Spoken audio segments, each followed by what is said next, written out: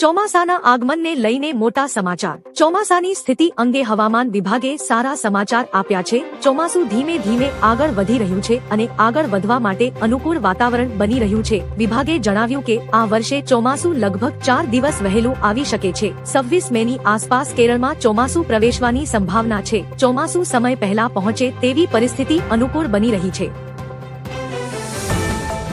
PM મોદીને સ્વીડનનું સર્વોચ્ચ સન્માન મળ્યું। વડાપ્રધાન નરેન્દ્ર મોદીને સ્વીડનના સર્વોચ્ચ નાગરિક સન્માન Royal Order of Polar Star Commander Grand ક્રોસથી નવાજવામાં આવ્યા છે। પીએમ મોદીના વિમાનને સ્વીડિશ ફાઇટર જેટ્સે હવામાં એસ્કોર્ટ કર્યું હતું અને સ્વીડનના પીએમ ઉલ્ફ ક્રિસ્ટરસન પોતે એરપોર્ટ પર સ્વાગત કરવા પહોંચ્યા હતા। પીએમ મોદીને અત્યાર સુધીમાં મળેલા આંતરરાષ્ટ્રીય સન્માનોની સંખ્યા 31 પર પહોંચી ગઈ છે।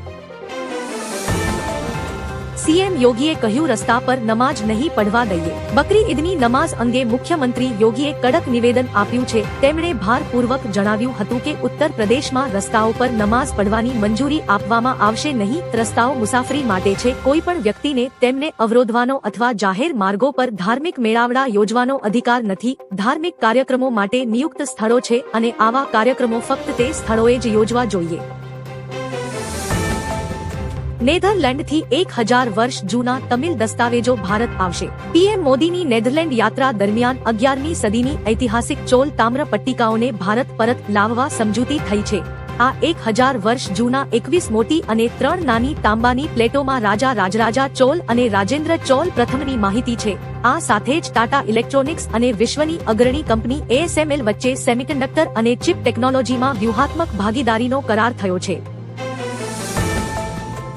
મહિલાઓને દર મહિને મળશે 3000 રૂપિયા અને મફત બેઝ સેવા। બંગાળમાં સીએમ અધિકારીની સરકારની બીજી કેબિનેટ બેઠકમાં અનેક મહત્વના નિર્ણયો લેવામાં આવ્યા છે। સરકારે અન્નપૂર્ણા ભંડાર યોજનાને મંજૂરી આપી છે।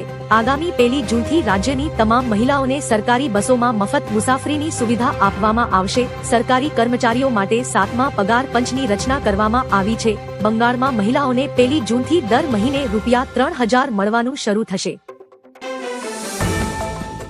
ભારત અને નોર્વેની દોસ્તીને નવી ઉર્જા મળશે। પીએમ મોદીએ નોર્વે પહોંચતા જ સોશિયલ મીડિયા પર પોસ્ટ કરીને કહ્યું કે ભારત નોર્વેની દોસ્તીને નવી ઉર્જા મળશે।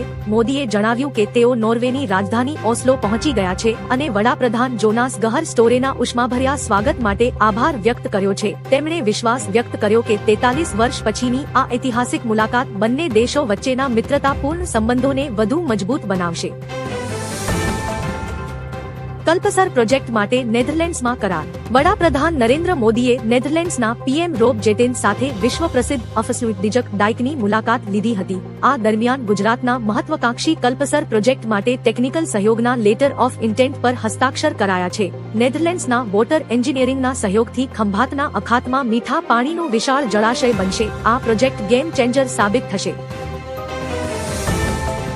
પીએમ મોદીએ નોર્વેના પીએમ સાથે દ્વિપક્ષીય મીટિંગ કરી। વડાપ્રધાન નરેન્દ્ર મોદીએ નોર્વેની રાજધાની ઓસ્લોમાં નોર્વેના વડાપ્રધાન જોનાસ ગાર સ્ટોરે સાથે દ્વિપક્ષીય બેઠક કરી છે। બંને નેતાઓ વચ્ચે વેપાર, રોકાણ, હરિત ઉર્જા, જળવાયુ પરિવર્તન અને અન્ય વૈશ્વિક મુદ્દાઓ પર વિસ્તૃત ચર્ચા થઈ। બંને દેશો વચ્ચેના વ્યૂહાત્મક સંબંધોને વધુ મજબૂત અને વિસ્તૃત કરવા પર ભાર મૂકવામાં આવ્યો છે। આ મુલાકાત ભારત અને નોર્વે વચ્ચેના સંબંધોને નવી ગતિ આપશે તેવી અપેક્ષા છે। ગુજરાતની 3000 શાળાઓમાં માત્ર એક જ શિક્ષક। નીતિ આયોગના ચોંકાવનારા રિપોર્ટ અનુસાર ગુજરાતમાં 3000 સરકારી શાળાઓ માત્ર એક જ શિક્ષકના ભરોસે ચાલે છે, જે ધોરણ 1 થી 8 ને ભણાવે છે। બીજી તરફ 63 શાળાઓમાં એક પણ વિદ્યાર્થી નથી, છતાં 78 શિક્ષકો પગાર મેળવે છે। આ ઉપરાંત રાજ્યમાં 42000 વર્ગખંડોની અછત છે અને ધોરણ 10 સુધીમાં 2.3 લાખથી વધુ બાળકો ડ્રોપઆઉટ થઈ જાય છે। રાજકોટનો સાંઢિયા પુલ તૈયાર, હવે ટ્રાફિકમાંથી મુક્તિ। રાજકોટથી જામનગર દ્વારકા તરફ જતા વાહનચાલકો માટે ખુશખબર છે। જૂના એરપોર્ટ નજીક 74 કરોડના ખર્ચે બનેલો 4 લેન સાંઢિયા પુલ ઓવરબ્રિજ 2 વર્ષની કામગીરી બાદ તૈયાર થઈ ગયો છે। આ નવો બ્રિજ શરૂ થવાથી દરરોજ અંદાજે 1 લાખ વાહનચાલકોના સમય અને ઇંધણની બચત થશે। વાહનચાલકોને માધાપર ચોકડી પહોંચવા માટે લેવો પડતો 10 કિમીનો ચક્રાવો હવે ઘટીને માત્ર 5 કિલોમીટર થઈ જશે। મોંઘવારીના મોટા ઝટકા માટે તૈયાર રહેજો।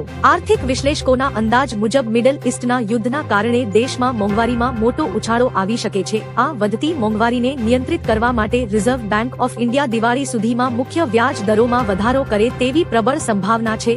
જો રેપો રેટ વધારવામાં આવશે તો હોમ લોન, ઓટો લોન અને પર્સનલ લોનના ઈએમઆઈ મોંઘા થઈ જશે। પહેલાથી જ આવશ્યક ચીજવસ્તુઓના ભાવ સતત વધી રહ્યા છે। ગુજરાત શેકાયું, 6 શહેરોમાં પારો 42 ને પાર। ગુજરાતમાં આકરી ગરમીના પ્રકોપ વચ્ચે છેલ્લા 24 કલાકમાં તાપમાનમાં 2 ડિગ્રીનો વધારો નોંધાયો છે। રાજ્યના મુખ્ય 6 શહેરોમાં મહત્તમ તાપમાન 42 ડિગ્રી સેલ્સિયસને પાર પહોંચી ગયું છે, જેમાં 44 ડિગ્રી સાથે સુરેન્દ્રનગર સમગ્ર રાજ્યમાં સૌથી ગરમ શહેર રહ્યું હતું। અમદાવાદ, રાજકોટ અને ગાંધીનગરમાં પણ પારો 43 ડિગ્રીને વટાવી ગયો છે, જ્યારે સુરતમાં સામાન્ય કરતાં 6 ડિગ્રી વધુ તાપમાન સાથે તીવ્ર હીટવેવ નોંધાયો છે। ગુજરાતમાં ભાજપના નેતાની હત્યા। સુરતના ડિંડોલી વોર્ડના ભાજપ યુવા મોરચાના 21 વર્ષીય ઉપપ્રમુખ જય દલાલની તીક્ષ્ણ હથિયારોના ઘા ઝીંકી જાહેરમાં ક્રૂર હત્યા કરાતા કાયદો વ્યવસ્થા સામે સવાલો ઉઠ્યા છે। મૃતક ધારાસભ્ય સંગીતાબેન પાટીલના નજીકના મહિલા અગ્રણીના પુત્ર હતા। અંગત અદાવતમાં પાસા હેઠળ જેલમાંથી છૂટેલા મિલિંદ ચકલી અને પંકજ પાટીલ સહિત 3 શખ્સોએ હુમલો કર્યો હતો। માતાએ આરોપીઓને ફાંસીની સજાની માંગ કરી છે। કેરળ રાજ્યને મળ્યા નવા સીએમ। કેરળમાં નવી સરકારની રચના સાથે વીડી સતીશને રાજ્યના નવા મુખ્યમંત્રી તરીકે સત્તાવાર રીતે શપથ લઈ લીધા છે।